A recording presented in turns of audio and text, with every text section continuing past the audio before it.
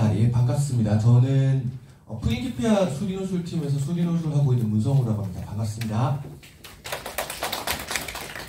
예, 앞에 두 친구한테 박수 한 번만 쳐주세요.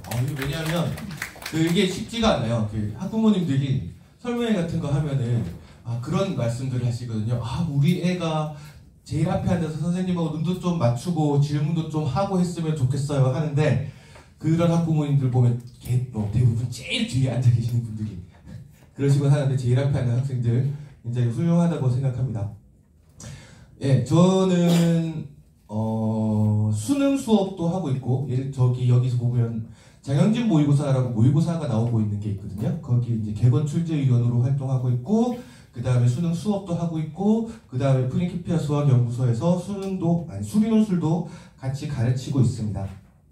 첫 번째 저희 교훈은 프로필 사진 같은 거 함부로 믿으면 안 된다 하고 넘어가면 될 것 같습니다.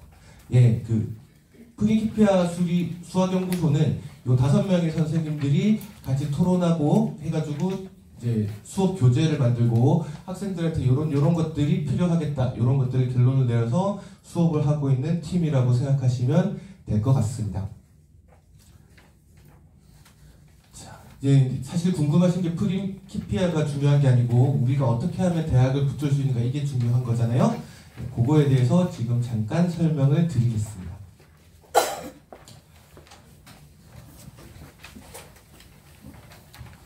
원서 뭘로 쓸 계획이에요? 논술이요? 자, 입시 시작할 때잖아요. 입시를 시작할 때니까 결론적으로 수리논술을 어떻게 준비하면 될 것 같습니까? 하면은 프린키피아 수학연구소에서 하는 수업을 들으시면 됩니다 하고 결론이 날 것 같은데, 그것만 알고 가시면 재미없으니까요. 이제 입시 갓 시작하시는 어머님들, 학생들일 테니 어머님들이 아셔야 될 것들을 좀 정리를 하고 가도록 하겠습니다. 결국 입시는요, 대한민국 입시가 시작된 뒤로 세계를 벗어난 것들을 물어본 적이 없어요. 결과적으로는 뭐냐면 수능, 그 다음에 대학별고사. 혹시 여기에 대학교를 94년도나 96년도 사이에 입학하신 어머님들 있으실까요?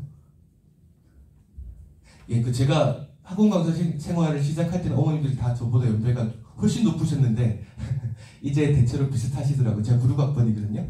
저희는 이걸 다 봤어요. 예. 94학번부터 96학번들까지는 이 세 가지를 다 가지고 입시를 봤습니다. 기억나시죠? 저희는 정시에서 본고사 본 세대였어요. 이게 왜 그러냐면요, 학생들한테 점수를 줄 수 있는 주체가 셋이 있습니다. 이게 국가에서 주는 점수고요, 이게 대학에서 주는 점수고요, 그 다음에 이게 고등학교에서 주는 점수죠. 그래서 대체로 교육 목표가 고교 정상화 이런 게 강조되는 시절에는 학생부 전형의 비중이 좀 올라가는 거고요. 그 다음에 대학 자율화 이런 것들이 중시가 되는 시점에는 대학별 고사 비중이 올라가는 거고, 그 다음 요새에는 수능 비중이 올라가는 거는 요 근래에 고위층 입시 비리 이런 것들 때문에 공정성 이런 게 시비가 좀 걸렸었죠, 그죠? 그러면 이 중에 어쨌거나 이런 것들은 조금 정성적인 평가가 들어갈 여지가 있기 때문에 아무도 토달할 수 없게는 그런 전형이 나라에서 일렬로 학생들을 쭉 줄 세우는 이런 제도가 사실 공정성에는 아무런 시비가 걸릴 여지가 없기 때문에 이런 시기에는 수능 비중이 조금 올라가는 추세고, 이렇게 왔다 갔다 합니다.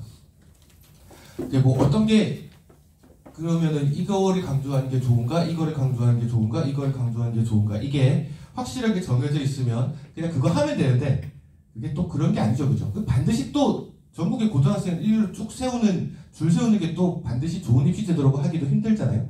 그래서 여기들 사이에서 왔다 갔다 하는 중입니다.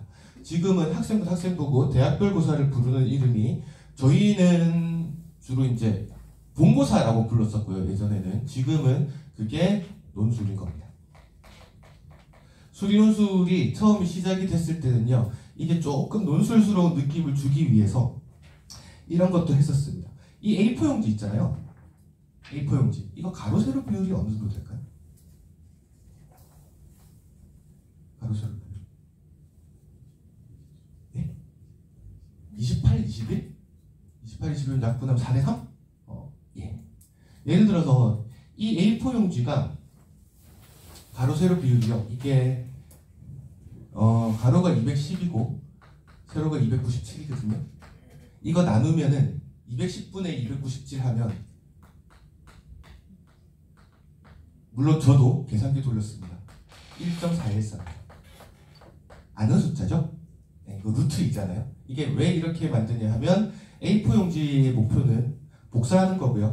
이거를 갖다가 이렇게 확대 복사를 하거나 축소 복사를 해도 이게 비율이 유지가 돼야 되는 거잖아요. 그러면 이 아이를 1대 x 이렇게 비율을 잡으면 요거를 갖다가 2배 확대한, 그러면 요거를 1 하면은 1대 x의 비율하고 x 대 이거 길이가 2의 비율하고 똑같아져야 되는 거잖아요. 그래서 이게 1대 루트 2로 A4 용지를 만듭니다.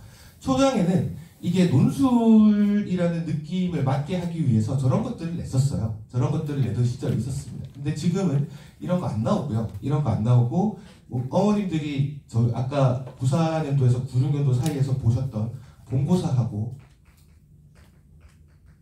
사실 똑같은 유형의 문제가 출제됩니다. 그러니까 한글을 쓸 여지도 별로 없고요. 예전에 이런 거 나오던 시절에는 수리논술 첨삭하면 학생들 원고지 사용법도 가르쳐야 돼. 그 다음에 조사 띄어쓰지 마라, 이런 거 가르치는 게 엄청 귀찮았는데, 지금은 어머님들이 예전에 보셨을 본고사나 지금 논술이나 크게 다르지 않은 것들이 나옵니다. 자, 그러면은 이 세 가지 요소를 활용을 해서 우리는 대학을 가야 되는 거잖아요. 대학을 가야 되는 거잖아요. 수시로 입시 계획을 수시를 중심으로 잡아야 될까요? 정시를 중심으로 잡아야 될까요? 자, 개개인별로 조금 편차가 있을 수 있는데요. 제가 드릴 수 있는, 제가 학생들을 봐온 학생들 중에 성공 사례 중에 가장 안정적이고 성공하기 좋은 거는 이겁니다. 정시를 기반에 둔 수시입니다. 어쩌라는 얘기인지 잘 모르겠죠, 그죠? 자, 예를 들어서 제가 옛날에 봤던 학생 중에 그런 학생이 있었습니다. 제가 수리논술 수업을, 제가 운영하던 학원에서 수리논술 수업을 하고 있는데, 제가 저희 학원 안 다니는 학생이 하나 놀러와서 왔다 갔다 하더라고요. 그래서 너는 입시는 어떻게 됐니? 하고 물어보니까 서강대학교 논술로 붙었습니다, 선생님 하더라고요. 그래서 처음 보는 학생이에요. 저희 학원 학생 친구라서, 친구 기다리러 온 건데 처음 보는 학생인데, 그 학생이 그래 축하한다 하니까 정신이 어느 정도 받았는데 하고 점수를 딱 들어보니까 뒷골이 빡 땡기는 겁니다. 왜냐하면 고려대 갈 수 있는 점수였거든요. 그렇게 되면 안 되는 거잖아요. 그래서 어머님들, 학생들이 제일 먼저 알아야 되는 건 뭐냐면, 내가 정시로 어디쯤 갈 수 있는가를 가늠할 수 있어야 됩니다. 가늠할 수 있어야 됩니다. 여기 수리논술 설명이니까 아마 대부분 다 이과 학부모님들, 이과 학생들이라고 믿고요. 이과는 대체로 이 정도에서 잡으면 크게 틀리지 않는 것 같습니다. 좋죠. 이런 것도 알고 가고 수리논술 설명이 왔는데. 자, 2등급이 1등급 커트라인이 96입니다. 그러니까 전국의 4%가 1등급입니다. 근데 국수 0탐이 0 탐 기준을 몇 개 잡아보자고요. 죄다 96, 96, 96, 96 이렇게 나오는 학생들이 이 점수면 잘하는 애 맞죠? 굉장히 잘하는 학생 맞는데, 또 대신 뭐냐 하면 전국의 전과목 1등급이라고 떠들고 다니는 학생들 중에서는 꼴찌입니다. 무슨 말씀인지 알겠죠? 죄다 1등급 커트라인 대롱대롱 매달려 있으니까 전국의 전과목 1등급 중에서는 꼴찌입니다. 딱 이 선이 어디를 좌우하냐 하면요, 요 근방위로 갈 수 있는 학생들이 연세대학교 화공, 기계, 전기, 보통 이제 연세대학교 공대에서 최상위학과라고 불리는 데들 커트라인 대체로 요 선에서 마주됩니다. 그 다음에 서울대학교, 농생대들, 요 점수들이 대체로 여기를 갈 수 있는 점수들입니다. 그 다음에 전국의 전과목 2등급 중에 꼴찌가 뭐냐 하면요, 89, 89, 89, 89 이렇게 되겠죠? 네, 이렇게 됐을 때 요 선에 있는 학생들이 갈 수 있는 데가 참 애매합니다. 왜냐하면 요 선 바로 위에 중앙대가 존재합니다. 그러니까 각 대학교 이제 학과별로 점수가 다 다른데 중앙대학교에서 사회환경 시스템 공학부인가 이름을 하도 바꿔대가지고 그걸 해마다 헷갈리는데 그 토목공학과에 해당하는 그 학과가 중앙대에서 점수가 좀 낮은 편이거든요. 거기를 못 갑니다. 대체로 이걸 거기로 못 가고 그 다음에 요 점수 같으면 대체로 건국대는 대체로 올패스입니다. 제가 대체로라는 이유를 담은 이유는 뭐냐 하면 건국대 수의학과 같은 데가 있잖아요. 그쵸? 그래서 대체로 그런 데들을 제외하면 되게 특성화된 데를 제외하면 올패스가 됩니다. 그러니까 학생들 머릿속에 저기 있다는 거죠. 그 선의 간극이 있는데 중앙대하고 건국대하고 요 사이에서는 조금 갭이 머릿속에 있고 이 점수하고 이 점수 확 벌어진다는 거죠. 이거는 예를 들어서 연대, 화공, 기계, 전기, 서울대, 농생대 이런 데들은 겹쳐지는데 여기 잘 안 겹쳐집니다. 이과라서 얼마나 행복하냐 하면요. 제가 문과 학생들한테 원서를 쓸 때는 이 점수로 갈 수 있는 데가 인서울 마지노선이라고 그럽니다. 그 다음에 조금 이름 들어본 대학교를 가려면 동국대 갈 수 있는데 다른 학과 다 못 가고 불교학부 딱 하나 갈 수 있다. 이렇게 이야기합니다. 이과라서 행복한 겁니다. 특히 요새같이 역대 최고의 입시제도 이과에서 문과하고 같이 등급 내주잖아요. 밑에 애를 문과 학생들이 쫙 깔아주는 이런 행복한 입시제도에서 한 피의 대학을 가야 됩니다. 77, 77, 77, 77이 전과목 300원 커트라인입니다. 요 사이가 어디냐 하면 인서울 마지노선이라고 보면 됩니다. 인서울도 뭐 그런 거 생각하면 될 것 같습니다. 광운대학교에서 제일 낮은 학과, 뭐 국민대학교에서 제일 낮은 학과, 요선이 대체로 요 전과목 3등급 커트라인에 걸려있는 학생들 중심으로 이렇게 가는 것 같습니다. 이게 좀 더 디테일한 말씀을 드리려면 이것만 가지고 시간을 너무 많이 보내야 될 것 같아서 요 정도로 잡으면 대체로 맞습니다. 그러면 내가 이제 전과목 1등급인데 전과목 1등급이 대체로 96, 96, 96, 96은 아닐 거 아닙니까? 어떤 과목 98인 것도 있고 97인 것도 있고 이렇게 섞여 있으면 그런 학생은 연대는 엔간하면 붙을 것 같고 의예과를 쓰지 않는 의치를 쓰지 않는 이상 연대는 엔간하면 붙을 것 같고 서울대 중에 어디 갈 수 있겠구나. 그러면 여기하고 여기 사이에 어떤 게 있을 거냐 하면 여기와 여기 사이에 서성한 이런 데가 있잖아요. 그런 데들을 붙으려면 2등급 반, 1등급 반 요 정도 되면 서강대, 성균관대, 한양대 요런 데 정도 갈 수 있겠구나. 그 다음에 건대부터 시작해서 동국대, 홍대, 뭐 숙대 이런 데들이 2등급, 3등급 반반씩 섞어받으면 요 안에서 적당히 원서 쓸 때가 있겠구나 라고 생각하시면 대체로 맞습니다. 선자님들 대체로 요 정도면 그림이 좀 그려지시죠? 자, 그 다음에 고민하셔야 되는 게 뭐냐면요. 내가 학생부로 갈 수 있는 데가 예를 들어서 아까 말씀드렸듯이 내가 정시로 갈 수 있는 데를 수시로 붙으면 불행한 겁니다. 그쵸? 그러면은 내가 학생부로 갈 수 있는 데가 어디쯤 될지 판단을 해봐야 됩니다. 이거는 정말 고등학교별로 천차만별이라서 제가 잡아내기는 게 불가능합니다.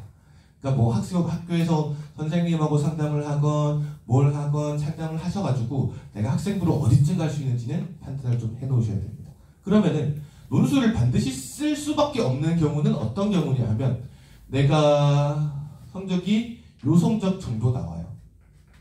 요 성적 정도 나와요. 근데 요 성적 정도 요 정도 성적이 나오고 있는데 내가 학생부가 1점 한 2쯤 되면 사실 요 안에서 반드시 원서를 쓸 수 있거든요. 학생부 1.2쯤 되면.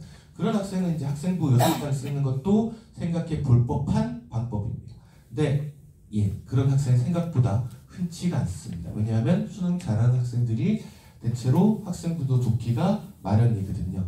그래서 요 사이에 학생부로 쓸 때가 있으면 쓰면 됩니다. 내가 정시로 갈 수 있는 데보다 위쪽에 학생부로 갈 수 있는 대학이 있으면 거기는 쓰는 게 좋습니다. 근데 아주 많지 않을 겁니다. 대체로 많지 않을 겁니다. 그러면 남은 원서는 뭐밖에 없으니까 논술 쓰는 겁니다.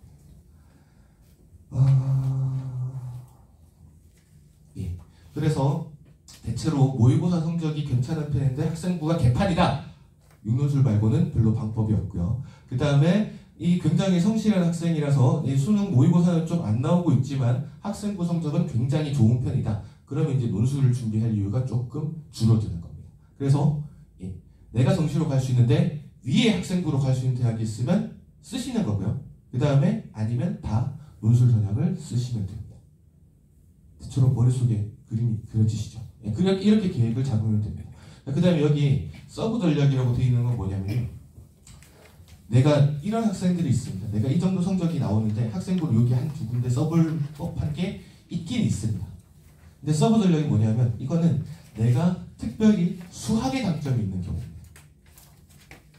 수학의 강점이 있는 경우에는 이런 거잖아요. 그 수능은 전 과목 그래봤자 이과 사탐 안 보내요. 그죠? 사탐 빼고 국수, 영탐 얘네들을 다 보는 전형이지만 여기 논술이라는 거는 지금 과학 논술 보는 대학교 거의 없고요. 수학 실력만 좋으면 대학교 좋은 데 붙여주겠다는 거잖아요. 그쵸? 예, 그런 경우에는 그런 학생들의 경우에는 학생부하고 조금 상관없이 논술로 위쪽 대학 내 성적이 조금 부족하다고 할지라도 최저를 맞출 수 있는 한에서는 의치약한수 수말자 의대, 치대, 약대 뭔가 한의대, 수의과 이런 데들 노려보는 되게 좋은 매개로 내가 특히 수학의 강점이 있으면 이런 거를 준비를 하시면 된다는 이야기입니다. 아시겠죠? 예, 그 논술을 몇 장을 쓸지가 사실 내 논술 실력이 되게 좋고 이런 걸로 결정하는 것보다 나머지에 의해서 이미 결정되어 있는 부분들이 있습니다. 나머지 성적들에 의해서 그래서 정시에 기반을 둔 수시 전략을 짜야 되는 겁니다. 내가 어디 갈지도 어디쯤 갈 수 있는지도 전혀 모르는 상태에서 원서를 이렇게 막 수시는 원서를 마구 내 생각대로 날려서는 안 되는 겁니다. 그런 학생들이 논술을 준비를 하면 됩니다. 자, 학습사에 잠깐 보겠습니다. 자, 이 학생은 그 표준화하면 점수가 대체로 중대화공, 한양대 화학 정도 붙을 수 있는 학생이었습니다. 대체로 요 안에 있었겠죠. 그죠? 요 안쯤에 있었던 학생인데 이 학생의 특징이 뭐냐면 수학을 잘하는 겁니다. 수학을 잘하는 겁니다. 다른 과목에 비해서 수학을 평소에 자신 있어 해서 이 아이는 수리논술을 열심히 공부해서 고3 1학기부터 준비를 해가지고 연세대학교 생명공학과를 간 케이스입니다.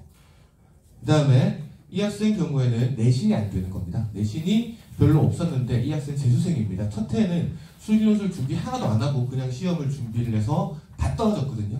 근데 두 번째 해 프린키피아 팀에서 1년 동안 수리논술 수업을 듣고 이 학생은 결과적으로 성적이 동국대, 건대 이 갈 학생인데 결과적으로는 연세대학교에 입학하게 됐습니다. 꾸준히 준비한 결과라고 할 수 있겠죠. 제일 좋은 방법입니다. 정시를 메인으로 수능을 준비한 겁니다. 이 학생이 중대 수학, 중대 생명 이 정도 갈 수 있는 학생이었는데 결과적으로 성대 갔습니다. 그러면 별로 높이 간 거 아니네요. 대학교 한 2개 올렸네요. 제 생각에는 가장 모범적인 케이스입니다. 내가 정시로 갈 수 있는 선보다 한 2단계 높은 거를 수리논술로 붙은 안정적으로 같이 준비를 해서 이런 케이스라고 할 수 있겠습니다. 이 학생은 그냥 마찬가지로 건대 제일 낮은 학과, 그 다음에 동국대 수학과 이런 데를 갈 수 있었던 학생인데 실질 경쟁률이 생각보다 높지가 않다. 이게 무슨 얘기냐면 시험장 가보니까 학생들이 별로 안 앉아있더라. 그래서 시험을 잘 봤다. 그런 이야기입니다. 이 학생은 왜 집어넣었냐 하면요. 그러니까 학생들 중에 나중에 설명을 좀 드릴 겁니다. 학생들 중에 이 시간에 수능 준비해야 되는 거 아닌가 이렇게 생각하는 학생들이 많은데 이 학생은 수리논술 준비를 하면서 수학 실력이 좋아진 겁니다. 수학 실력이요. 왜냐면 수리논술도 그냥 수학 공부하는 거거든요. 그래서 결과적으로는 미적분 실력이 좋아진 겁니다. 미적분 실력이 좋아져서 대학을 들어간 케이스 이렇게 이야기할 수 있겠습니다.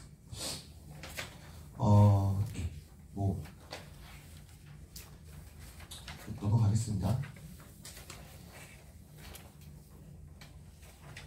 이 학생 같은 경우에는 이 성적을 가지고 있는데 보시다시피 성적이 굉장히 안 좋은 편이에요. 그죠? 안 좋은 편 눈에 딱 띄는 게 수학이 2등급이네요. 수학만 잘하는 학생.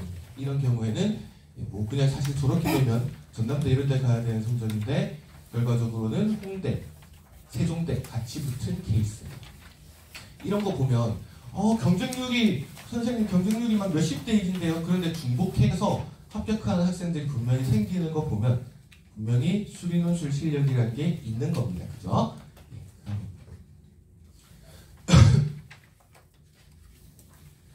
그래서 궁금하신 거를 조금 풀어드리려고 합니다. 첫 번째, 이제 지금 논술 인원이 선발 인원이 너무 적지 않나요? 이제 선발 비중이 3.6%밖에 안 된다면서요. 이제 이렇게 물어보는 어머님들이 있는데, 중요한 거는요. 전국에 있는 모든 대학교에서 수리논술로 선발하는 인원이 몇 %인가? 이거 중요한 거 별로 아닙니다. 그쵸? 우리가 가고 싶은 대학교에서 수리논술로 얼마나 학생을 뽑는가, 사실 이런 것들이 중요한 케이스입니다. 논술을 실시하는 대학교들이 당연히 대체로 위에서부터 딱딱딱딱 내려가는 요 대학교들입니다. 이 대학교들에서 논술을 뽑는 인원은 10.8% 정도 됩니다. 선발 인원이 결코 적지 않다는 이야기입니다. 자, 저는 제 특징이 뭐가 있냐면 수리논술하고 수능하고 둘 다를 가르치고 있는 선생이라는 게 특징인데, 여기서 이 이야기를 잠깐 하고 싶습니다.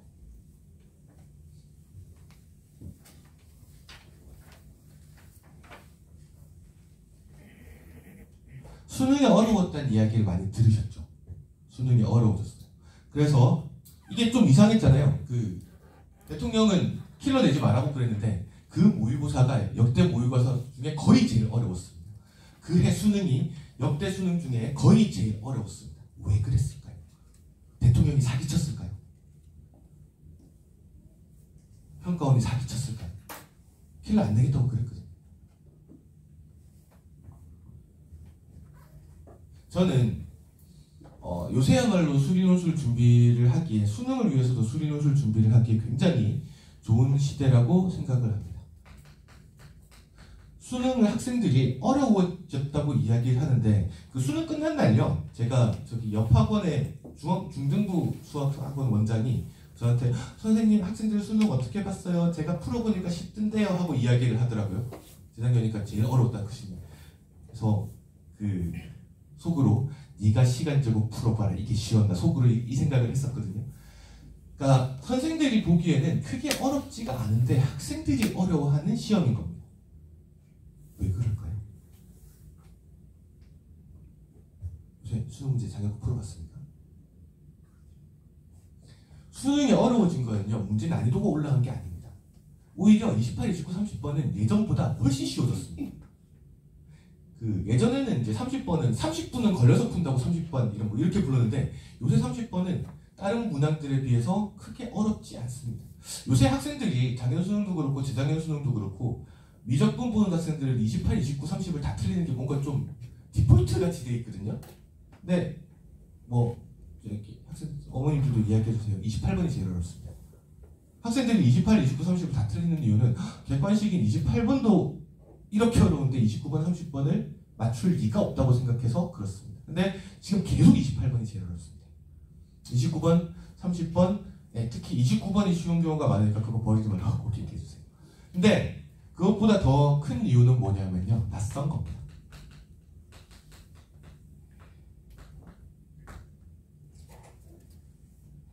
제가 몇 년 전까지만 해도 수능 수업할 때는, 논술 수업할 때는 절대로 그렇게 얘기하지 않지만 수능 수업할 때는 어답적 이런 얘기 많이 하고 다녔습니다. 어차피 답은 접하는 순간에서 튀어나옵니다. 그러니까 수능에서 자주 출제되는 그래프의 개형이 있었고, 그 다음에 그 그래프 개형이 가질 수 있는 가장 특수한 케이스를 잡아서 그게 문제의 답이 되는 경우가 굉장히 많았기 때문입니다. 학생들이 그 유형에 대해서 완전히 익숙해져 있습니다. 그래서 꽤 어렵게 문제를 낸다고 했는데 학생들은 이거를 사실 어디선가 다 풀어본 겁니다. 그 다음에 미적분으로 넘어오면 학생들이 이걸 다 알고 있습니다. 프랙탈 도형 문제라는 게 있는데요. 등비급수에서 파생되는 프랙탈 도형 문제라는 게 있는데, 이게 반드시 나오는 걸 알고 있고, 그 다음에 삼각함수 극한에서 도형 문제가 반드시 하나가 나오는 걸 알고 있는데, 이거를 요렇게 하면 좀 꼼수로 교과과정에서 벗어난 방법으로 좀 편하게 풀 수 있다. 이거를 대한민국 고등학생들이 싹 다 알고 있습니다. 그래서 서른 문제 중에 대부분은 사실 거의 다 아는 문제인 겁니다. 그래서 어려운 문제, 특별히 어려운 킬러 한 2개 나오더라도 그건 그냥 틀리면 되고 나머지는 확실하게 맞출 수 있으면 푸는 겁니다. 학생들을 제일 힘들게 만드는 방법이 뭐냐 하면요, 수능시험지에서 11, 12, 13, 14번이 있거든요. 얘네가 한 페이지 있어요. 근데 잘하는 학생들은 여기는 반드시 다 맞춰야 되는 걸로 인식하고 있습니다. 근데 거기에 어려운 문제가 빗겨 있는 경우가 있습니다. 그러면 거기에 당황한 학생들이 대체로 시험을 망하게 됩니다. 그래서 학생들이 지금 수능을 어려워하는 이유는요, 안 본 유형이 나오기 때문이에요. 어려운 유형이 나오는 게 아니라 안 본 유형이 나오기 때문이에요. 그 다음에 지나치게 특수한 유형을 후벼 파고 이렇게 하면은 뭐 어차피 이런 거 물어보는 걸 거다 하고 좀 넘겨 짚은 게 다 통했는데 지금 잘 안 통하고 있기 때문입니다. 좀 더 뭐랄까 꾸역꾸역 해야 되는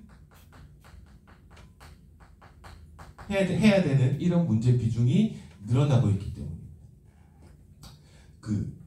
요새 특징 중에 정수 조건, 자연수 조건 이런 것들을 주는 문제들이 늘어났다. 뭐 이런 얘기 들어보셨죠?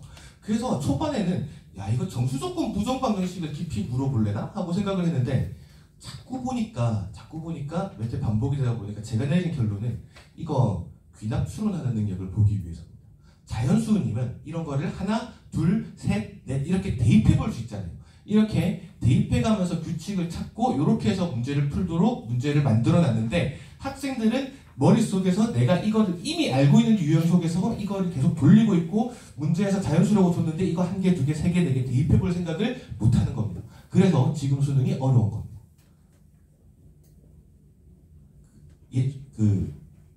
예측이 좀 불가능한 시대입니다. 그러면은 여기에 이제 이 낯설음에 이런 것들이 있겠다, 그치? 이런 것들이 있겠네요. 정수 조건. 그 다음에, 그러니까 이거는 귀납 추론 능력을 물어보는 겁니다. 그 다음에 계산력이요. 학생들이 문제 풀다가 근해 공식을 써야 되면 루트 튀어나오면 학생들이 대체로 나 이거 중간에 계산 틀렸다고 생각을 하는 경우가 많습니다. 근데 직접 근해 공식을 쓰거나 루트가 튀어나오거나 이런 답안의 비중이 많아졌습니다. 그래서 그런 것들이 필요하고요. 그 다음에 새로운 유형 이런 것들이 낯설음으로 학생들한테 다가가는 게 지금 수능의 어려움의 핵심입니다. 이런 것들에 대한 제일 좋은 대비책이 자, 그런 게 있습니다. 새로운 유형이 뭐 예를 들어서 하나가 나오면 그 유형이 대세인 것처럼 모든 인간 강사들이 이제 그거를 카피한 문제를 내고 그런 문제들을 학생들은 굉장히 많이 보게 됩니다. 근데 실제로 그 문제 유형이 몇 번이나 나왔냐고 따져보면 사실 한두 번인 경우도 되게 많습니다. 평가도 놀고 있는 거 아니거든요. 그 사이에 새로운 유형 만들어야죠. 새로운 문제를 만들어내야죠. 그래서 이미 알고 있는 수능에 대한 기출문제 학습, 그 다음에 기출문제 변형 문항들 학습 이런 것도 굉장히 중요한데 이걸 갖다가 이런 게 수능에서 출제될 거다라는 고정관념을 좀 파괴하고 그 다음 수학을 좀 더 폭넓게 공부하는 게 오히려 도움이 되는 경우가 많은데 이거는 논술하고 같이 하면 도움이 되는 경우가 많습니다. 아까 학생 보셨죠? 수리 논술을 공부를 했더니 의외로 위적분 점수가 좋아졌다. 예를 들어서 나중에 기출문제집 풀게 되면 아마 학생들은 확인하게 될 텐데요. 작년 10월 모의고사에서 제일 어려웠던 게 28번인데요. 이게 어려웠던 이유가 뭐냐 하면 어머님들한테 이런 얘기하면 조금 죄송한데 학생들 들으라고 이야기를 하면 급수에다가 샌드위치 정리를 들이대게 만들었습니다. 문제 자체가 되게 어려운 건 아닌데 문제 자체가 식이 되게 더럽거나 계산이 어렵거나 이런 건 아닌데 급수에다가 샌드위치 정리를 들이대게 만든 문제가 작년 10월 모의고사 28번이었고 최고 난이도 문항이었습니다. 근데 이거 수능 기출문제 중에 단 한 문제도 없습니다. 수리논술에서는 굉장히 자주 다루는 유형입니다. 그렇죠? 그래서 내가 안 봤, 이런 게 수능이라고 생각했던 고정관념 때문에 보지 않았었던 문제들을 수리논술에서 접하기 굉장히 좋은 시대입니다.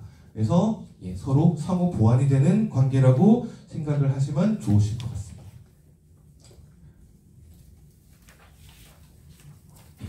그렇죠? 모의고사 성적도 따라 좋아졌다. 이런 수강 후기들입니다. 특히 어려운 문제를 푸는데 도움이 되고 그 다음에 수능하고 논술하고 같이 갈 수 있는 방법을 고민하는 게 좋습니다. 물론 중심은요. 일주일에 3번씩 논술 수업을 해서 후배 파보겠다. 저 절대로 반대입니다. 일주일에 수업을 하는 거는 일주일에 한 번 정도 수업을 하는 게 가장 좋고요. 한 번 정도 수업, 한 번 정도 복습. 한 번 한 3시간씩 일주일에 한 6, 7시간 정도 투자를 할 수 있으면 그거 별로 어려운 일 아니잖아요. 할 수 있잖아요. 그 정도 투자를 할 수 있으면 수시원 머릿속에 원서가 정시 3장에서 쓸 수 있는 게 9장으로 늘어나는 거고, 그 다음에 반드시 서로 좋은 영향을 주고받을 수 있습니다. 수리논술에서 깊이 생각해 본 그런 경험이 수능 문제를 푸는데 반드시 도움이 될 거고, 그 다음에 마찬가지로 수능에서 공부하는 여러 가지 문제를 식을 바라보는 테크닉들 이런 것들 있잖아요. 그런 거 당연히 수리논술 공부하는데 도움이 됩니다. 경쟁률이 너무 높던데 로또 아닐까요? 저 경쟁률이 높아 보이죠. 막 보면은 쌀벌합니다. 이거 제가 드린 자료 중에 그 제목이 어떻게 될까요? 모집 요강 요약의 6페이지 한번 펼쳐보시겠어요?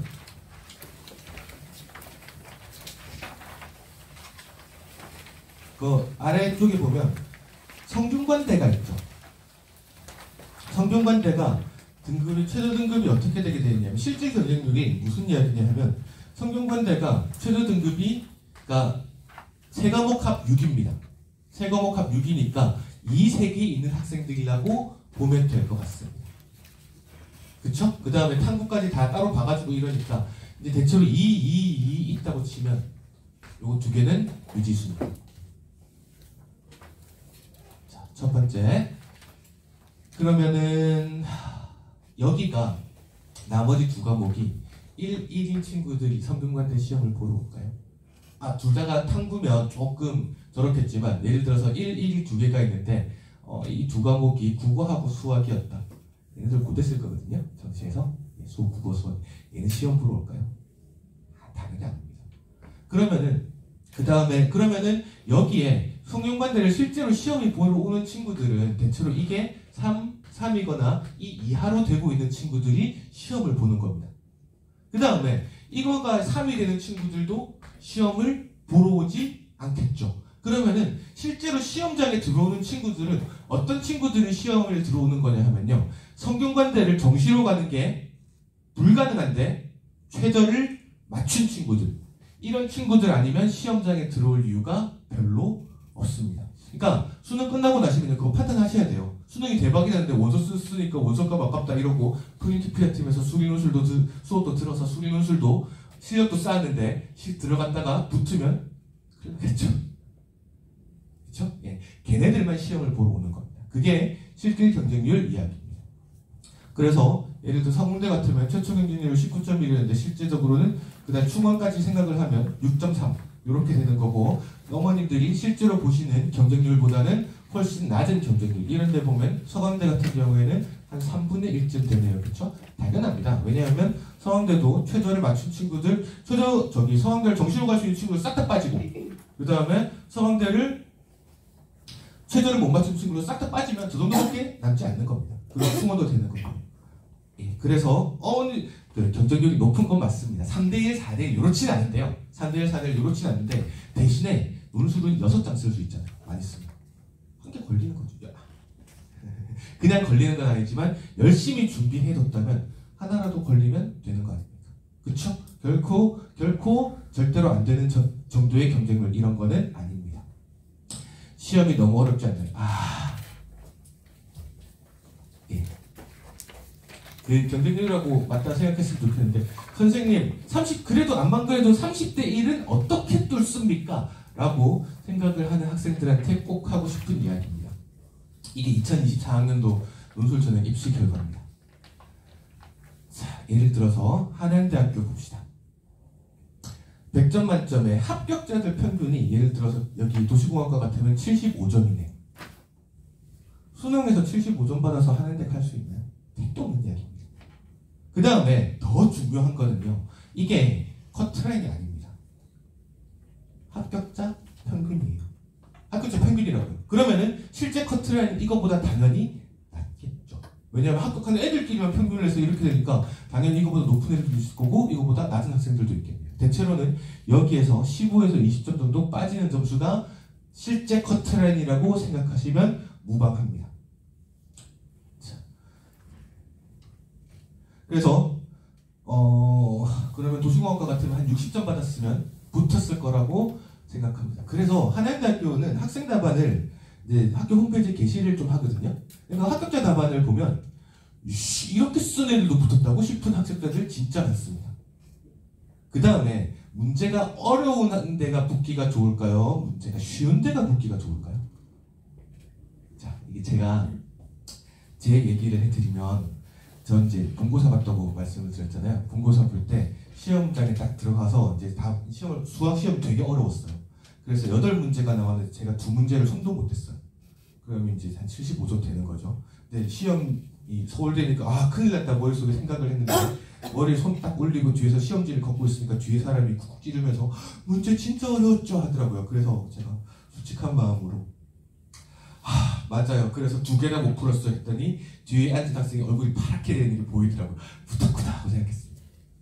문제가 쉬운 게 결코 좋은 게 아닙니다. 예를 들어서 학교 레벨에 비해서 문제 난이도가 조금 낮다 싶은 대학교가 어디냐면요, 성균관대입니다. 근데 제가 제일 많이 보는, 이런 꼴을 제일 많이 보는 데가 성균관대입니다. 시험 보고 오면 학생이 딱 와가지고 선생님 저는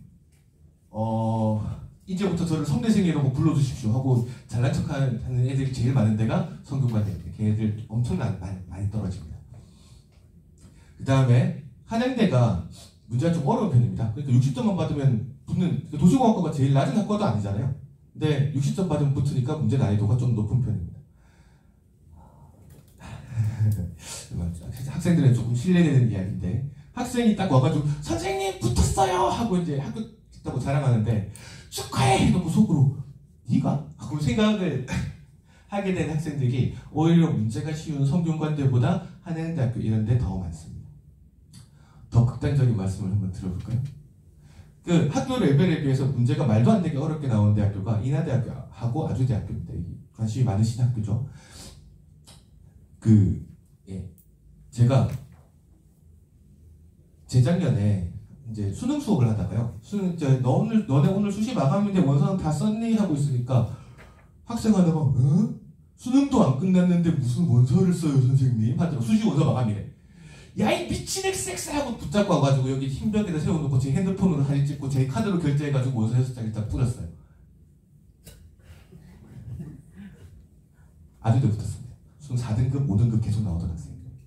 저는 좀 속으로는 아주대 문제 더럽게 어렵게 내가지고 이게 학생한테 수고했어. 역시 열심히 준비한 보람이 있구나, 공부한 보람이 있구나 생각했는데 속으로는 문제 더럽게 어렵게 냈나 보냐 생각을 했습니다. 그러니까 인하대 같은 데는 사실 인하대가 수학 1등급이 오는 학교는 아니잖아요. 근데 문제는 한양대보다 인하대가 별로 쉽지 않습니다. 학생들이 받아들이기에 조금 더 까다로울 것 같습니다.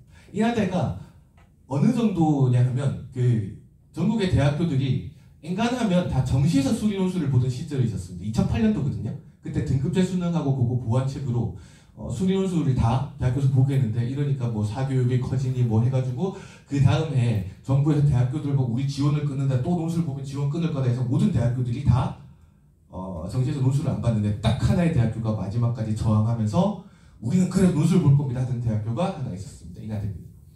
논술에 대한 프라이드도 되게 강하고 자기들이 논술로 물어보고 고고 싶은 데가 있는 대학교입니다. 그래서 문제가 굉장히 어렵습니다. 근데 대체로 산업공학과 하면 대체로 상위권 학과잖아요. 40점 합격자 50% 컷이니까 대체로 합격자 요 밑에 요 성적을 못 받은 애들도 반이나 붙었다는 겁니다. 합격자 반이 40점이 붙는 겁니다. 문제가 어려우면요, 저는 좋은 거라고 생각합니다. 문제가 너무 쉬워지면 답 맞춘다고 붙을 수 없거든요. 문제가 쉬워지면 답 맞추는데 붙는 거, 글씨도 좀 더 예뻐야 되고, 그 다음에 줄도 좀 맞춰서 써야 되고, 논리적인 맥락도 더 가다듬고 이렇게 해야 되는데, 문제가 저 정도로 나와버리면요, 인하대학교에서 한양대보다 어려운 문제가 나오면 칸 열심히 채우면 충분히 해볼만 하다고 생각합니다. 그래서 어려운 거는 좋은 겁니다. 좋은 거. 크게 상관없는 겁니다. 문제가 어렵고 쉽고는 크게 상관없는 겁니다. 나만 어려운 게 아닙니다. 그래서 학생들이 이렇게 생각했으면 좋겠습니다. 경쟁률이 30대 1, 40대 1 그걸 쳐다보고 있지 말고요. 인하대를 시험을 봤으면 내가 문제를 풀어보고 이거에서 1년 동안 열심히 준비한 다음에 이 시험에서 내가 30점, 40점 고사의 성적을 받을 수 있을까 없을까. 한양대 문제를 풀어보고 내가 1년 동안 준비를 하면 이 문제를 60점 정도를 받을 수 있을지 없을지 그런 것들을 중심으로 생각을 하면 경쟁률 문제도 크게 겁나는 일이 아닙니다. 내가 얼마나 하느냐가 핵심입니다. 예, 논술이 어렵다고 하는데 점수도 쉽지 않습니다. 예, 그러니까 이제 좀 경험해 보신 어머님들은 아시겠지만 모의고사도 실력대로 나오는 것도 아닙니다.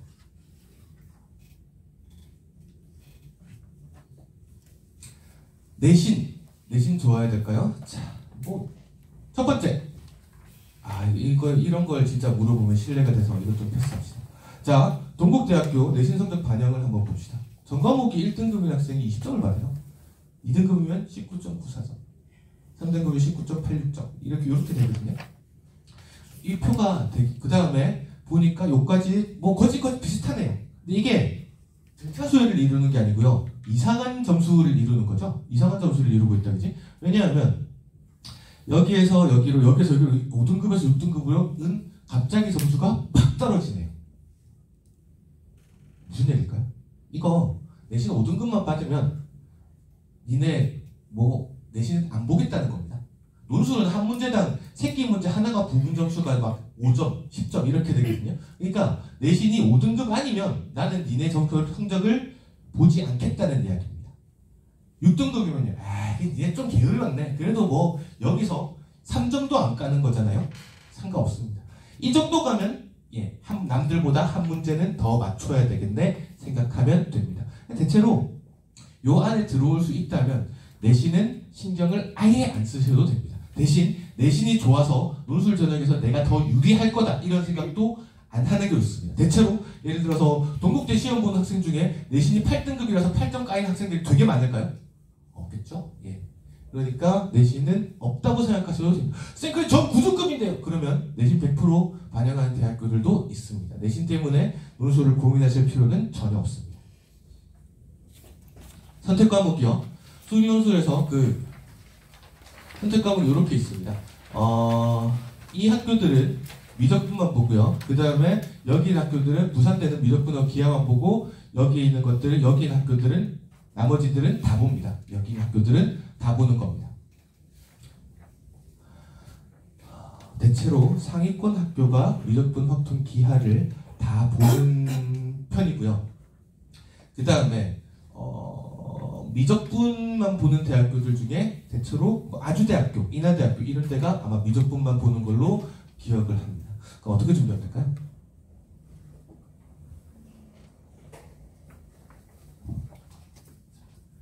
첫 번째 말씀드리고 싶은 거는, 예를 들어서 내가 성균관대를 시험을 보러 갑니다.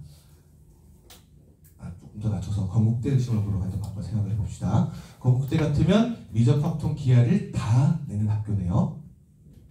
건국대가 아까 말씀드렸듯이 전과목 2등급짜리는 시험을 보러 오지 않습니다. 그럼 이제 전과목이 3등급, 그러니까 학생들이 대체로 3등급이라고 생각하면 합리적일 텐데, 수리가 3등급이 나오고 있는 학생이 미적, 기하, 확통을 다 귀신같이 잘한다. 잘했을까요? 없습니다. 제가 제발 부탁하는 거는 2학년 때 내신할 때 보통 이제 기하, 확통 하나 정도 끼잖아요. 그때 되게 잘할 필요도 없고, 벡터가 뭔지는 알고, 내적이 뭔지 정도만 좀 알고, 2차 곡선의 포물선 정의 알고, 접선 방정식 정도만 좀 기억해 달라, 이렇게 부탁을 합니다. 사실 그 정도만 알아도 베이스가 충분합니다. 기반은요, 수원, 수투, 미적분으로 이어지는 함수를 갖다가 그래프를 그리고 그 다음에 이걸 해석하고, 요 라인이 확실히 중심이고요. 그 다음에 기하나 확통은 살짝 서브적인 문제로 출제가 되고, 그 다음에 거기서 요구하는 배경 지식이 어려운 편이 아닙니다. 그러니까 확통 문제가 예를 들어서 더럽게 어렵게 나왔다 이렇게 얘기를 해도 확통을 덜 알아서 이 문제가 어려운 게 주로 아닙니다. 그냥 확통 문제는 경우를 잘게 나눠야 되면 더러워하면서 욕하면서 푸는 그런 문제가 출제되는 거지, 확통에 대한 아주 깊은 이해가 필요한 문제가 출제가 되는 거는 아닙니다. 미적분 보나요? 확통 보나요? 확통 보나요? 미적분 보나요? 미적분, 기하, 확통이 뭐 보나요? 미적분이요? 미적분 보는 게 일어나서나 조금 유리한 거는 확실합니다.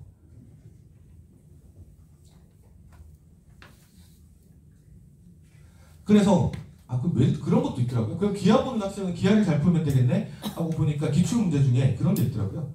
다음에 접선의 방정식을 구하되 음함수 미분법을 이용해서 구하시오. 이런 게 있더라고요. 음함수 미분법은 기하 배운 친구들은 안 배우는 겁니다.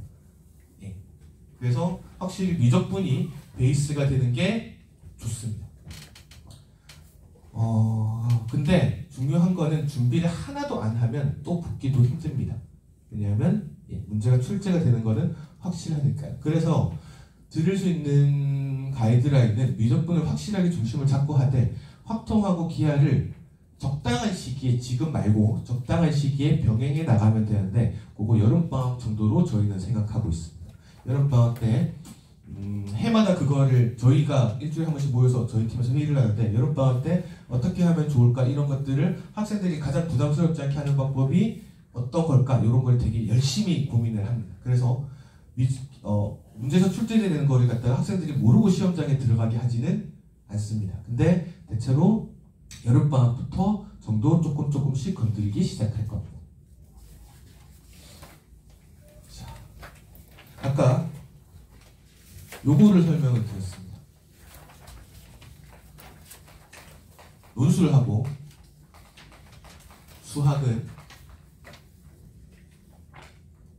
수능은 같이 갈 수 있는 겁니다. 그리고 굉장히 상호 보완적으로 좋은 영향을 주고받습니다. 근데 지금부터 설명을 해야 될 거는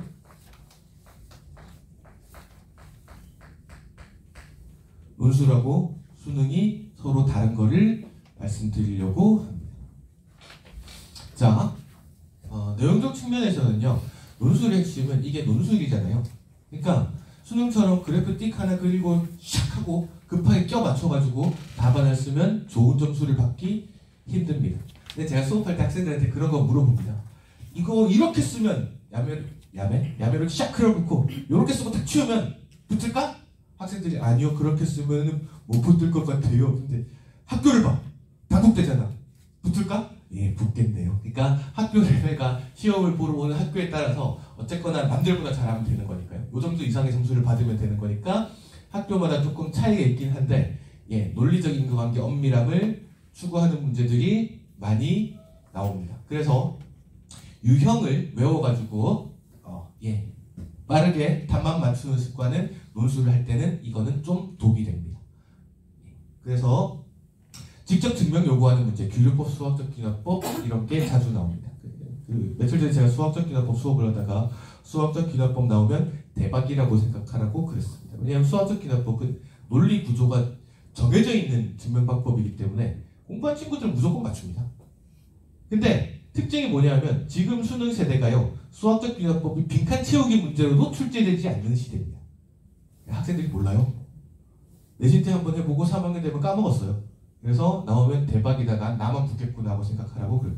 규격법 이런 직접 증명을 요구하는 문제들이 출제가 되고 정의나 공식 조건을 제대로 이해하는지 묻는데, 이건 근데 사실 수능도 마찬가지로 이런 쪽이 강조돼서 출제되기도 합니다. 마찬가지인 것 같고요.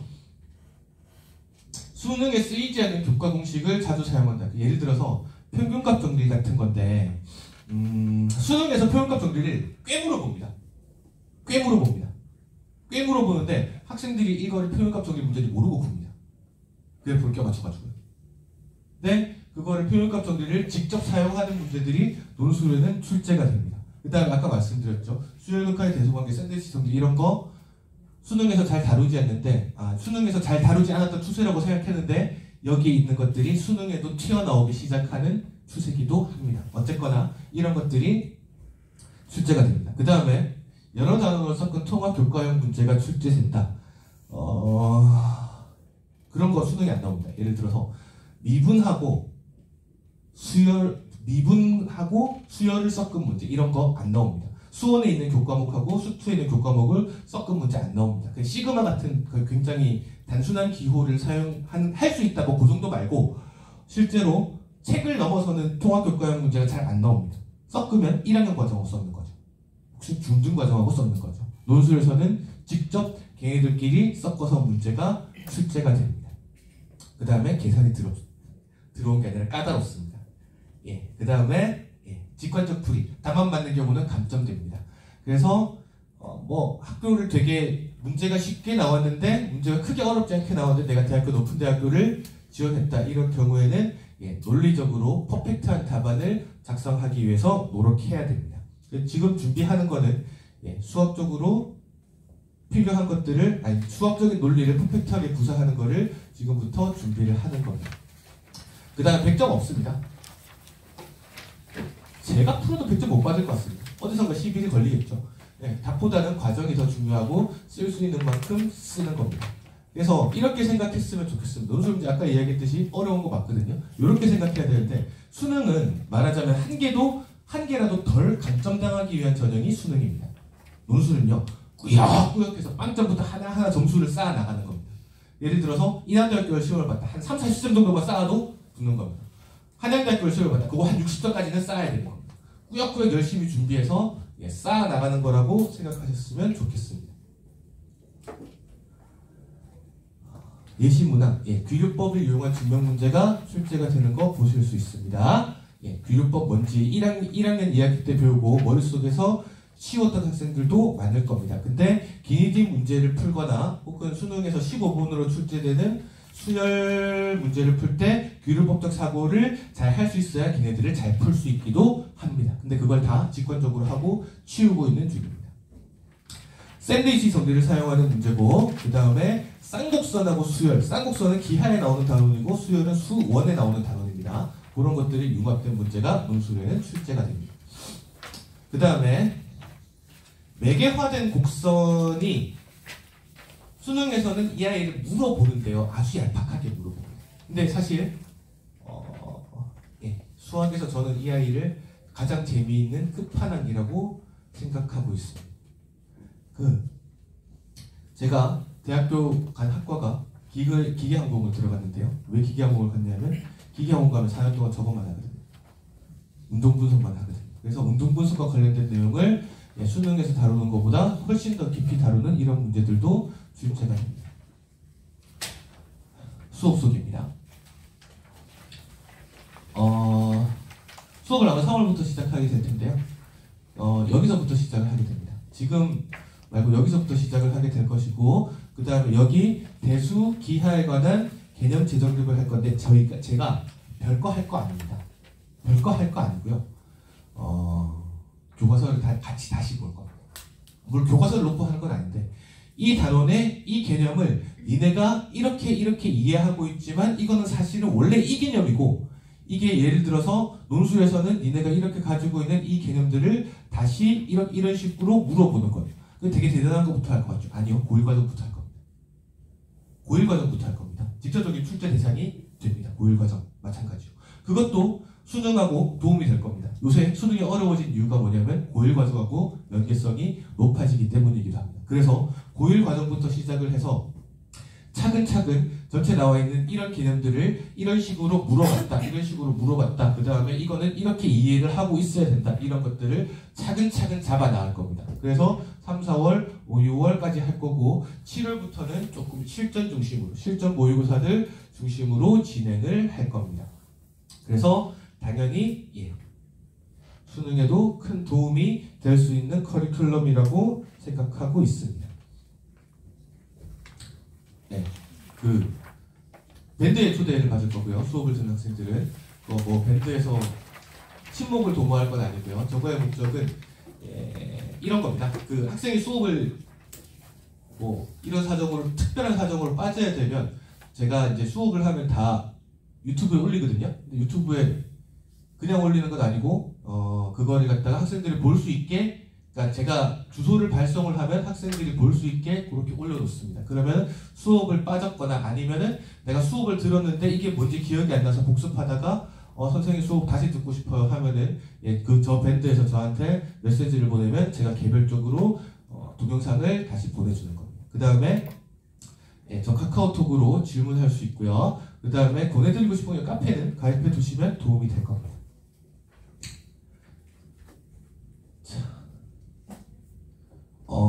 되게 급하신 어머님들 있으신가요?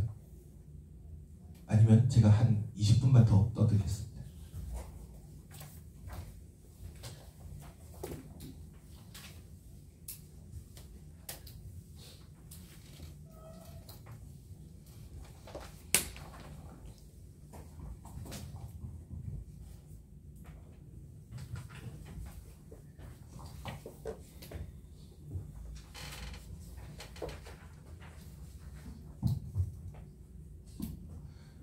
이거는 수능하고 수리논술하고 상관없이 제가 학부모님들하고 학생들한테 꼭 하고 싶은 이야기입니다.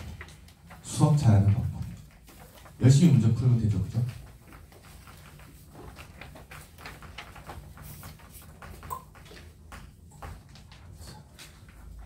첫 번째, 귀에 못이 박히도록 이야기해도 남들도 다 하는 이야기인데요. 수학은 정의의 학문입니다.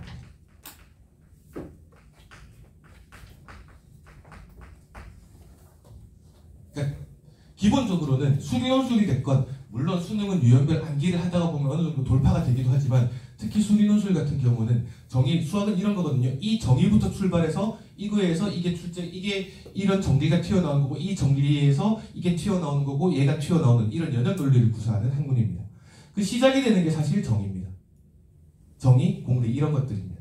그러면 논리적으로는 이게 비어있는 상태에서는 어떠한 문제도 해결이 불가능합니다. 자, 앞에 앉았으니까 조금 교육해 봅시다. 1대1 함수가 뭡니까? 1대1 함수. 그건 그냥 함수죠. 자, 이런 겁니다. 그러니까 1대1 함수가 문제가 출제가 되면 문제를 어떻게든 풀 수 있습니다. 근데 논리적으로 이 아이를 구사를 하기 위해서 이 아이가 뭐였는지, 이 아이가 어떻게 정의가 되어 있는지 거기서부터 출발해야 됩니다. 괜히 앞에 앉았다. 나중에 또 보자. 저기 명예회복할 기회를 줄게. 자, 그래서 정의 중요하다 맨날 하는 소리잖아요, 선생님. 근데 이게 공부하는 방법이 조금 문제를 푸는 습관이 조금 바뀌어야 됩니다. 이게 무슨 얘기냐면요. 학생들이 개념을 하고 그럼 이걸 가지고 문제풀이를 하는 걸로 생각을 합니다. 그러니까 어떻게 돼 있느냐 하면 학생들 속에 머릿속에 개념이 뭐죠? 수단이에요. 그러니까 이런 거를 수단으로 삼아가지고 문제풀이가 목적이 돼 있어요. 근데 이게 틀렸다는 이야기입니다. 시작이 이게 수단이고 이게 목적인 게 아니라요. 학생들 문제 많이 풀어야 되는 거 맞습니다. 근데 문제를 달달 외우기 위해서 많이 푸는 게 아니고요. 문제를 풀어서 개념을 이해하기 위해서 배우는 거. 제가 고1들하고 상담을 하다가 보면 이제 너 저기 수상은 어디까지 봤니? 선생님 저는 개념은 되어 있는데 심화는 안 돼 있어요. 이렇게 이야기하시는 되게 많거든요. 그러면 저는 그 스트레이트로 그 얘기를 나도 내가 개념이 다 되어 있는지 잘 모르겠지. 너는 어떻게 개념이 다 되어 있다고 확신하니? 학생들 머릿속에는 쌤까지 풀었으면 개념이고 1분까지 풀었으면 심한 겁니다. 그쵸? 근데 이건 어떻게 생각을 해야 되냐면요. 문제를 풀어서 개념을 이해하는 겁니다. 이 아이가 수단이고요. 이 아이가 목적입니다. 아무것도 아닌 것 같지만 이게 수능도 그렇고 수리논술도 그렇고 문제에 접근하는데 되게 큰 단서를 제공합니다. 왜냐하면 학교 내신은요 서로 그 20문제 정도를 갖다가 50분에 풀어서 책 반권을 갖다가 소화하는 시험이잖아요. 수능, 논술은 고등학교 교과과정에서 배운 죄다. 수능은 꼴랑 30문제. 그 다음에 논술은 한 소문항까지 다 합하면 9문제 정도로 평가하는 시험입니다. 아무거나 될까요? 그냥 너 계산 사칙 계산 잘하나 이런 거 물어볼까요? 아니에요. 큰 시험으로 갈수록 잘하는 방법. 그러니까 이거는 사설 모의고사보다는 교육청 모의고사에서 더 잘 통하고 교육청 모의고사보다는 평가원 모의고사에서 더 잘 통하는 방법인데 이 생각을 해야 됩니다. 수능에서 문제 출제 의도는요. 수능이고 논술이고 다 문제의 출제 의도는 어디서 오는 거냐면 각 단원의 핵심 개념에서 오는 거고요. 이게 같은 거라는 생각을 해야 되는 겁니다. 예를 들어서 그 수능 기입 문제에 2차 함수 그래프가 껴있는 경우가 있습니다. 2차 함수의 핵심적인 개념은 뭐냐면 대칭성과 최대최소입니다. 그러면 수능에서 기입 문제를 풀 때 이 아이를 2차 함수 그래프를 굳이 이거는 지수로그 문제인데 2차 함수 그래프를 굳이 가져온 이유가 무엇일까? 2차 함수의 핵심은 대칭성이었지. 아마 대칭성을 활용하기 위해서일 거다. 이렇게 생각이 이어질 수 있어야 문제를 풀 때 단서를 확인해 보는 겁니다. 그래서 안 풀어본 유형인데 난 못 푸는 거. 아니죠. 왜 이런 함수를 사용을 했으면 이 함수를 굳이 가져온 이유는 이 개념 때문일 거다. 예를 들어서 무리함수가 튀어나왔어요. 문제를 푸는데 무리함수는 고일 과정입니다. 근데 미적분 문제를 푸는데 무리함수가 튀어나왔어요. 무리함수의 핵심은요, 정의역과 치역이거든요. 그러면 아마도 이거는 루트 안이 0보다 크거나 같도록 정의역을 정의를 하고 루트 자체가 0보다 크거나 같도록 치역을 정의하고 이런 것들이 문제의 출제 의도가 됐을 거다. 이렇게 단서를 찾아나가야 됩니다. 그래서 문제를 풀어서 개념을 이해하는 겁니다. 개념이 답니다, 사실. 그리고 유형별로 암기해가지고 이거 하다가 보면 숙련도로 수능을 승부를 지을 수 있는 시대가 아닙니다. 그래서 수능이 어려워졌다고 이야기를 하는 겁니다. 오답할 때요, 학생들이 오답할 때 저는 학생들한테 그걸 반드시 시키는데 문제 다시 풀어보는 거요. 계산 틀린 거 다시 풀어보는 거 해야죠. 해야 되고 계산력도 중요한 이슈이긴 한데 그것보다 더 중요한 거는요, 저는 학생들한테 답지도 봐도 된다고 이야기하거든요. 봐도 된다고 이야기합니다. 대신에 답지를 보거나 니네가 고민을 안 하고 선생님 문제 잘 푼다, 이건 아무 짝에도 소용이 없는 거고요. 답지를 보거나 선생님 풀이를 보거나 뭐 이렇게 하더라도 니네가 고민해야 되는 게 그거의 결론으로 그러면 이거 뭐 물어보는 문제지, 이거를 갖다가 빨간 펜으로 틀렸던 문제다, 그거를 써놓으라고 그럽니다. 뭐 물어보는 건지 확인을 좀 해보자는 거죠. 그게 모여서 수학 실력이거든요. 출제 의도하고 핵심 개념하고 같은 의미라는 거를 파악할 수 있었으면 좋겠습니다. 그래서 수학은 잘 푸는 게 중요한데요, 더 중요한 건요, 잘 읽는 겁니다.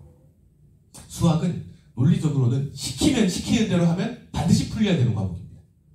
특별한 발상으로 푸는 과목이 아니고 시키면 시키는 대로 하면 반드시 풀려야 되는 과목입니다. 근데 학생들의 문제는 뭐냐면 뭘 시키는지 모르는 거죠. 여기가 비어있어서 그렇습니다. 이 생각을 했으면 좋겠습니다. 문제를 풀어서 개념을 익히는 겁니다. 뭐 물어보는 거지 자꾸 생각을 해요.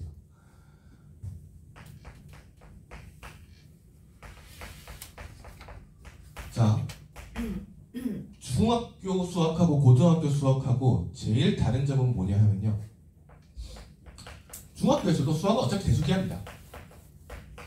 대수, 방정식 부등식을 풀고요, 기하, 그림을 그리는 겁니다. 근데 중학교는 이 아이를 반드시 따로 배웁니다. 심지어 학기도 정해져 있습니다. 1학기 때는 대수학 배우고 2학기 때는 기하학 배웁니다. 1학기 때는 근해공식 배우고 2학기 때는 원의 성질 배웁니다. 완전히 다른 학문으로 배웁니다. 고등학교는 뭐가 달라지는 거냐면요,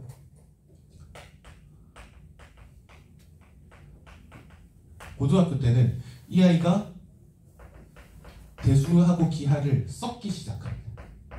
그래서 중학교 때는 원 단원의 제목이 원의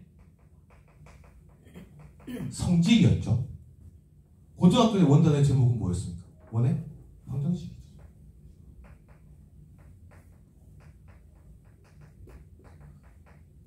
그렇죠?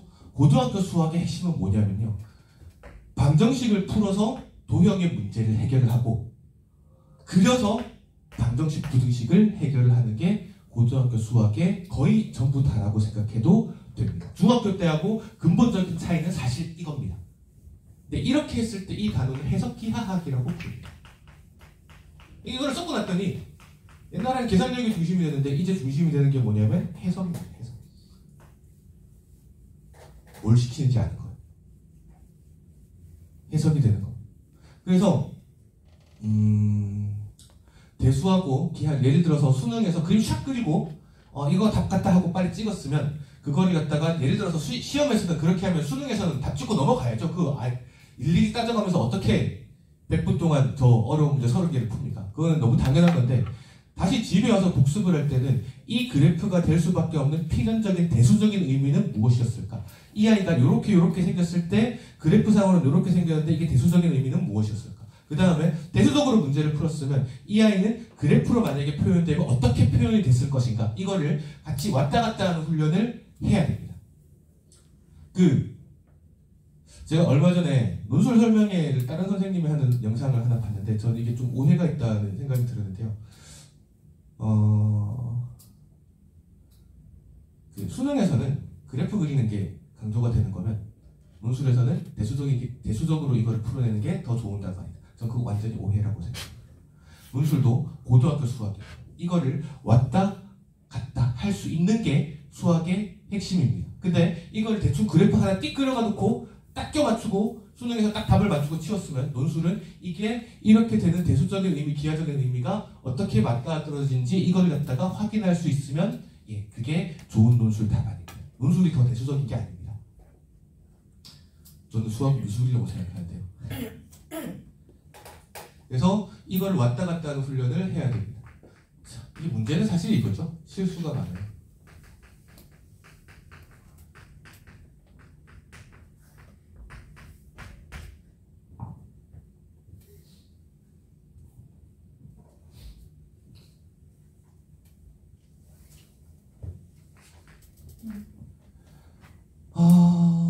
실수가 많은 건 어떻게 해결해야 될까요? 사실 모두가 하는 고민 아닐까요? 저는 진짜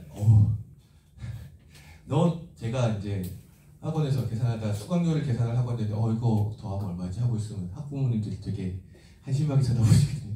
근데 사실 저는 그렇게 생각합니다. 제가 산수가 너무 하기 싫어서 수학을 열심히 공부한 거라고 생각합니다. 그렇잖아요. 일을 10번 더하는 게 너무 힘든 일이라서 곱하기를 정의하는 거잖아요. 저는 그래서 수학을 공부하는 거라고 생각합니다. 근데 저도 계산 실수 엄청 많이 하는 타입인데 어떻게 하는 거냐면요. 저는 실수를 줄이는 것도 이쪽에서 온다고 생각합니다. 그러니까 무슨 얘기냐면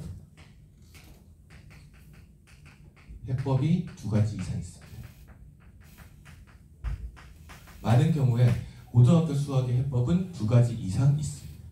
그러면은 속도를 올리려면요. 사실 그래서 수능 수업할 때는 기하적인 풀이를 강조할 수밖에 없는 게 속도가 올라가는 거는 확실히 기하적인 풀이가 확실히 속도가 올라갑니다. 그 다음에 사실 따지고 보면 계산 밀수도 여기서 덜 납니다. 계산 노가다가 틀리는 거잖아요. 생각해보세요. 되게 대단한 걸 틀리는 게 아니잖아요. 계산 실수 이거 많이 하죠. 2 더하기 3은 4 이렇게 써서 이런 계산 실수 하는 게 사실 문제인 거잖아요. 막 적분 어마어마한 걸 틀리는 게 아니라 이거 하는 게 문제인 거잖아요. 근데 이거를 최대한 줄이는 방법으로 하려면 기하학적인 풀이가 사실 빠른 거 맞습니다. 수능에서 기하학적인 풀이가 이러나 저러나 조금 강조될 수밖에 없습니다. 근데 검산을 할 때는 다른 방법으로 하는 습관을 들여야 됩니다. 물론 사실 이게 조금 요새 수능에서 조금 비현실적인 이야기이기는 합니다. 그러니까 검사할 시간이 안 나오죠. 지금 없죠. 달라진 겁니다. 옛날에는 그랬거든요. 학생들 너 수능 잘 봤니? 하니까 선생님 27문제를 갖다가 60분 안에 다 푸는데 40분을 투자해서 3개 중에 하나도 못 푸시오. 이게 이제 옛날 수능이거든요. 그 중에 객관식 하나 찍어서 맞추면 92점 1등급 이렇게 되는 게 옛날 수능인데 지금 학생들이 다 끝까지 다 문제를 푸는 학생들이 없죠. 그러면 속도를 올리는 방법은 일어나거나 기하학적인 풀이고 그 다음에 그걸 갖다가 복습을 할 때는 이거를 검사는 조금 다른 방법으로 하는 게 좋습니다. 그래서 적어도 수능에 시간이 엄청나게 중요한 수능에서는 조금 기하학적인 풀이를 열심히 연습해 둘 필요가 있습니다. 더 강조하고 싶은 건 이건데요. 구조에 의한 검산을 할 수 있으면 좋겠습니다. 자, 그러니까 또 시작은 이겁니다. 이 아이를 갖다가요. 2 더하기 3은 4 썼잖아요. 이거 검사한다고 다시 시간을 남겨가지고 이거 검사한다고 다시 보면 이거 틀린 거 눈에 보이나요? 문제는 이거 틀린 거 눈에 안 보이는 거잖아요. 2 더하기 3은 4 하면 그쵸? 근데 이 실수를 학생들만 하는 게 아니라 못하는 학생들이 하는 게 아니에요. 제가 가르치는 학생들 중에 또 3점짜리 또 맨날 이 짓을 하는 애가 있어가지고 또 나가 했네 놀리던 걔가 서울대학교 의대를 갔다고요. 그런 애들도 하는 게 이 실수라고요. 근데 문제는 다시 봤을 때도 이거 다시 본다고 해도 이게 2 더하기 3이 이렇게 써놨으면 4로 보여요. 어떻게 합니까? 그래서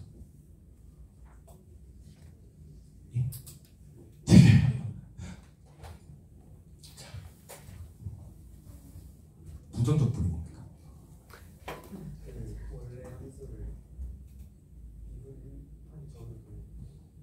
박수 쳐도 됩니다. 이거 진짜 잘하는 겁니다. 부정적 분답 뭐냐고 물어보면 안정해진 적분이요 이렇게 대답하는 학생들이 90% 넘습니다. 정적분은 뭔데요? 정해진 그 적분지 뭐 이게 진짜 90% 넘습니다. 근데 부정적분은 미분 역연산입니다. 수학적 정의가 미분 역연산입니다. 미분하기 전으로 돌리는 겁니다. 아무것도 아닌 것 같지만 적분은 어려운 연산이고 미분은 쉬운 연산입니다. 그러면 적분 제대로 된 날을 물어보는데 이거를 갖다가 적분 2번 하고 있으면 똑같은 짓을 하게 됩니다. 심지어 적분은 어려우니까 시간도 날려가면서 똑같은 오답을 2번 내는 겁니다. 그러면 거꾸로 할 때는 그래서 초등학교 때 그거 배웠잖아요. 이거 검사를 할 때는 2 더하기 3은 4를 2번 하라고 배우지 않고 넘겨가지고 4 빼기 3은 2가 되는지 확인하라고 배웠잖아요. 마찬가지로 그런 역연산 구조를 잘 알아야 돼요. 하나만 더 해봅시다. 부분분수는 뭡니까?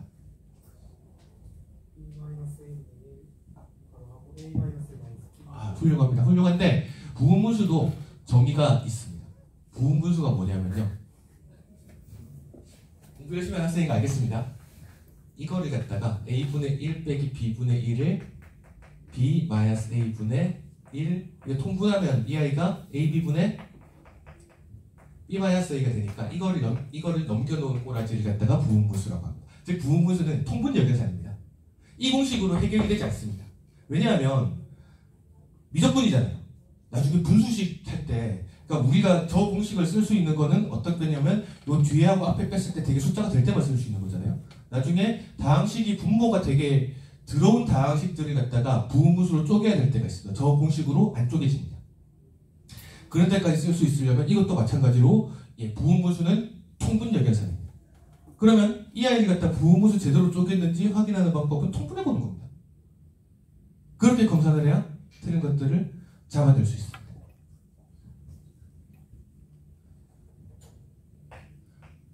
궁금한 건 이런 거죠. 그럼 지금부터 한다고 달라질 수 있을까?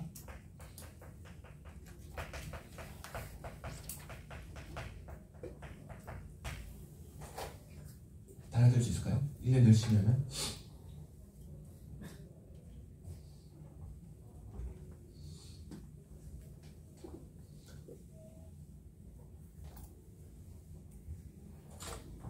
제가 옛날에 고1 때부터 가르쳤던 학생 중에 이런 학생이 있었습니다. 이거 계산을 하면 더해서 5, 더해서 2 이렇게 생각하는 학생이 있었습니다. 답답하죠?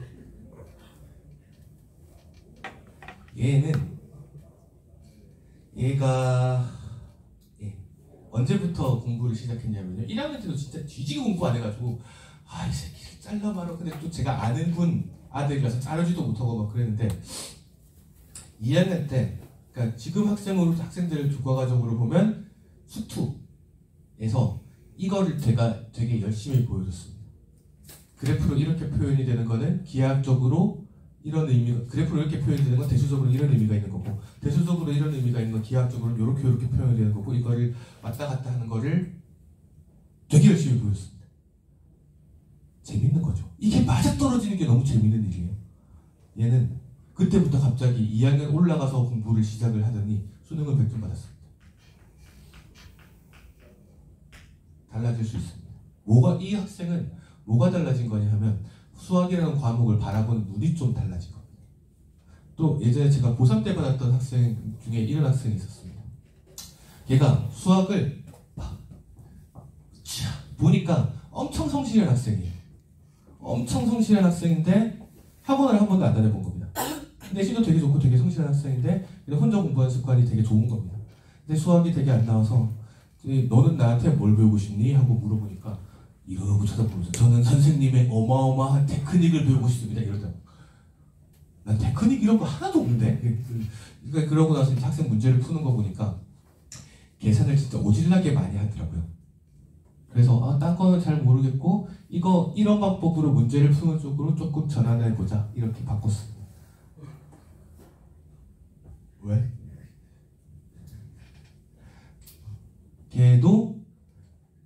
걔는 이제 입시 원서도 제가 봐줬는데 입시할 때 원서도 학교에서 원서 써오라고 하고 너 그거 엎어버리고 이렇게 쓰자 하고 내가 원서도 엎어줬는데 제가 최종적으로 지론부에 붙어서 사실 결과적으로는 다른 과목 사실 국어 이런 거 잘 못하는 학생인데 저희 과 후배가 됐습니다. 원래 가고 싶은 데가 거기였거든요. 서울대 기항을 들어갔어요. 그런 학생도 있습니다. 걔는 뭐가 바뀐 거죠? 수학 공부한 방법이 좀 바뀐 겁니다. 제 얘기를 해드릴까요? 제가 서울대 갔으니까 원래 공부 되게 잘하는 것 같죠. 제가 중학교 2학년 때 여기 그 서울도 아니에요. 저는 부산 출신이거든요. 제가 퍼펙트한 서울말을 구사하기는 하지만 사실 아닌가요? 이거 도움이 돼요. 수학 강사 할 때는. 이거 알죠? 이거 구별 못하잖아요. 서울 학생들이 구별 못해요. 저는 이거 다 퍼펙트하게 구별할 수 있습니다. 네, 저는 원래 공부를 별로 안 잘했어요. 그래서 전교에서 한 100몇십 등 정도 하고 있었는데 이 새끼가 하도 공부를 안 하니까 어머니가 중학교 2학년 때 처음 학원을 보낸 거예요. 근데 부산 총구석의 학원이 되게 대단한 걸 가르쳐 주지도 않아요. 근데 제가 중2잖아요. 중2면 중2병이 있을 나이잖아요. 그쵸? 짝사랑한 여학생이 생겼는데 옆 학교 전교 1등인 겁니다. 옆에 여중 전교 1등인 거예요. 그래서 자존심에 그때 학생들은 그 나이 때 학생들이면 자존심 스크래치가 팍 나겠죠. 갑자기 불같이 공부해서 그 다음 달에 1등이었습니다. 어머니는 그 학원이 되게 대단한 줄 알고 사실 계속 보내는데 그 학원 하니까 제가 저보다 학원 선생님 되게 잘하는 것 같아요. 계속 잘했습니다. 하여튼 그거는 뭐가 바뀐 거죠? 기세가 바뀐 거. 그래서 달라질 수 있을까를 말씀을 드리면 예를 들어서 지금 수학을 하루에 3시간 공부하는데 3시간 반 공부한다. 일주일에 200문제를 푸는데 250문제씩 푼다. 이런 걸로 달라지는 것은 확실히 아닌 것 같습니다. 근데 수학을 보는 눈이 달라지거나 방법이 달라지거나 기세가 달라지거나 뭔가 달라지는 게 있으면 되게 단시간에 변하는 학생들도 사실 있습니다. 그래서 그런 것들을 이제 1년 남았잖아요. 지금 1년 남았으니까 지금부터 시작해도 할 수 있다고 생각할 수 있으면 좋겠고, 저는 수리논술이 그런 거를 가르치기에 되게 좋은 주제입니다. 이렇게도 생각해 볼 수도 있고 저렇게도 생각해 볼 수도 있고, 그 다음에 그 수능 문제 푸는 거 풀 이런 수업이 아니니까 학생들하고 천천히 문제를 읽는 방법, 뭘 시키는지 파악하는 방법, 이런 것들을 수업을 하면서 천천히 해볼 생각입니다. 수능에도 논술에도 크게 도움이 될 수 있을 거라고 생각합니다. 더 짧게 하려고 했는데 또 길어졌네요. 혹시 질문 있으신가요? 없으시면 일단 끝내고요. 그 다음에 개별적으로 나와서 질문하셔도 되시고 일단 끝내겠습니다. 수고하셨습니다.